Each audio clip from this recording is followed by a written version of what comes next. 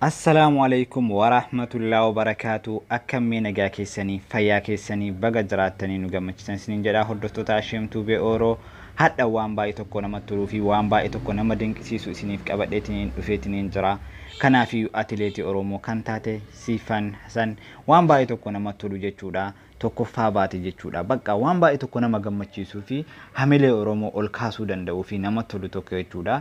Baga gammaddee jennaan jechuudha. Baga gammaddee nuuf jabaadhu nuuf jijjiraadhu jennaani qabsooftu sabboontu Oromooti. Kanaafuu nuuf jiraadhu jennaani carraa gaarii jennaan jechuudha. Ammallee haaluma kana itti fufi jennaani akkasumas dammoo Rabbiin tokkummaa nuuf haa kennu. Oromootiin kan hidhaa jiranis hidhaa nuuf haa baasu akkasumas dammoo kan dhibamanii sireera jiranis Rabbiin nuuf haa fayyisu jechuudha. Kanaafiyyuu haaluma kanaan wal jajjabeessuu qabna jechuudha. Kanaafuu atileetii tanamee maal haala kamiin akka itti mo'atte hunda asirratti isin agarsiinaa jechuudha. Atileetiin tun baay'ee tokko nama dinqisiisti jechuudha. Kanaafiyyuu alaabaa Oromoo sun qabattee biyyi dhibii fiddee roddoo agarsiisaa waan turte.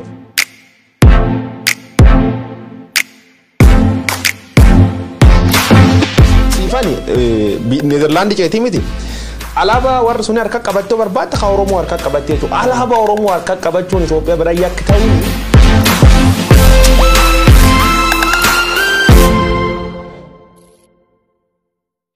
Ni abdan Siifan Hasan arras warqee dabalteetti Oromoon baga gammaddanii jechuudhaan eegaluu barbaanna.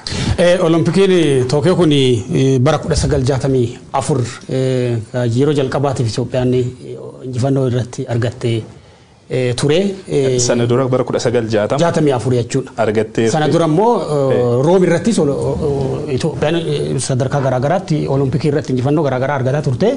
Ka Olompikii Tookiyoo ka miilanaatti ka wal qabsiisuu barbaanne Olompikiin Tookiyoo kun yeroo lammeessoof Jaappaan ka Olompikii Tookiyootti qopheessaa jirtu seenaa keessatti waggoota 57 boodanatti fakkaata.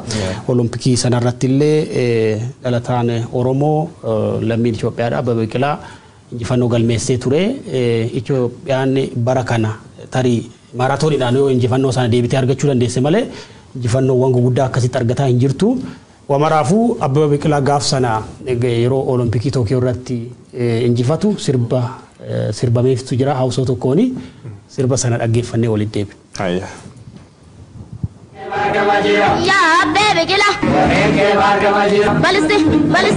Atileetiksii keessatti maqaan Oromoo keessumaa ijoollee Oromoo irra deddeebiin Itoophiyaa keessatti hin ka'a.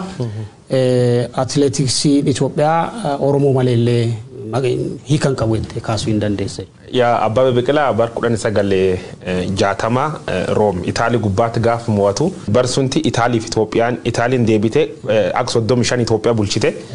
Yoosiin bulchisunti jaarsi amma Atsee Hayilasillaasee jedhan kun baqatee biyya ba'e. Abbabaa Biqilaa ammoo warra Itoophiyaa koloonii jalgalchisuun dhaqee faanduwaa dir warra keessa fiigee namcuuf qolchee Afrikaa birayyuu the first black nam gurraachi jalqaba faranjii cuf gatee waancaa fudhate yookaan gold madaaliyaa warqee tan fudhatee ture.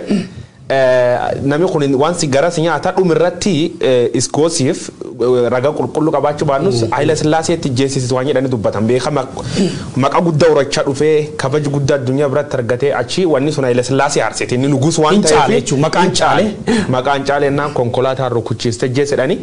Agammalle by the way Siidaan isaa beeka kin dhaabatini amma Hayilasillaasee fa Hararitti dhaaban Finfinnee keessatti dhaaban Beeta Mangiste keessatti dhaaban biyya beessa jechuun biyya kanaati warra addunyaa irratti kabaj qab akkana Abbabaa Biqilaa fajjeessanii homo wanni jedhani warra mammoo seena dalaqunini Siifan Hasan by the way ado Itoophiyaa fiidde nu cufallee gammachuu namni cuftillee wanni medha.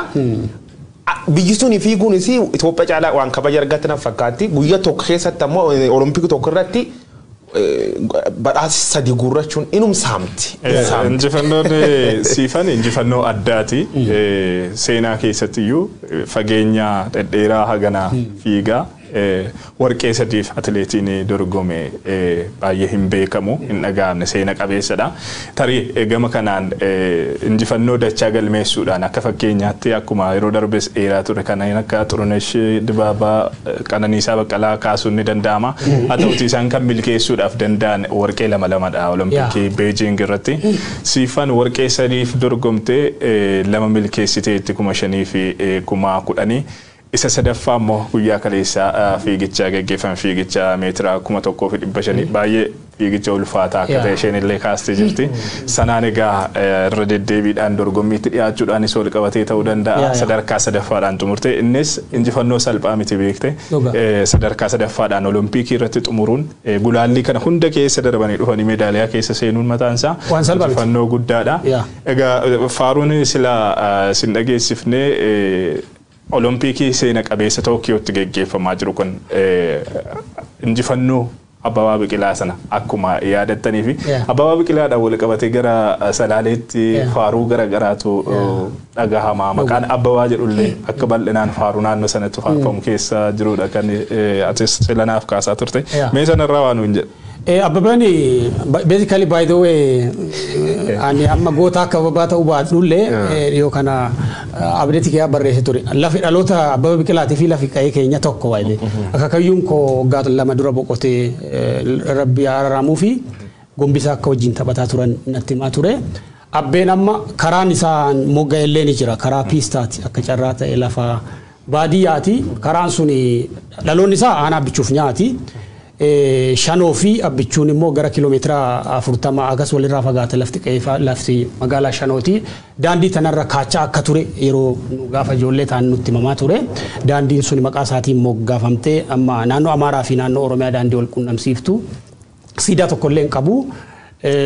Warri Amaaraa kunillee beektaa goota keenya jedhanii waamu warra Oromiyaa amma deemtee googiloo gootee Wikipiidiyaa irra garuu Abbabaan dhaloonni isaa Oromiyaa keessa.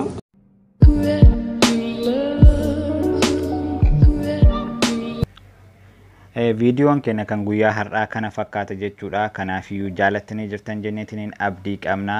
Kanaafuu waan baay'ee tokko nama dinqisiisuu fi waan baay'ee tokko nama hawwatu jechuudha. Heddumaan dhuftee tokkoffaa baatee atileetii jaalatamtuudha. Akkasumas sabboontuu Oromootii qabsooftuudha.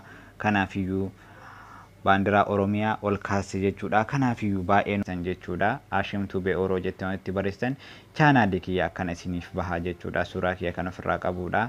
Subscribe gootan jechuudha. Barreeffama diimaa kana subscribe gochuudhaan akkasumas mallattoo notification jechuudha. Isa kana jechuudha. Olii irra deebisan jechuudha. Akkasumas viidiyoon nu isiniif gadhiisne hundi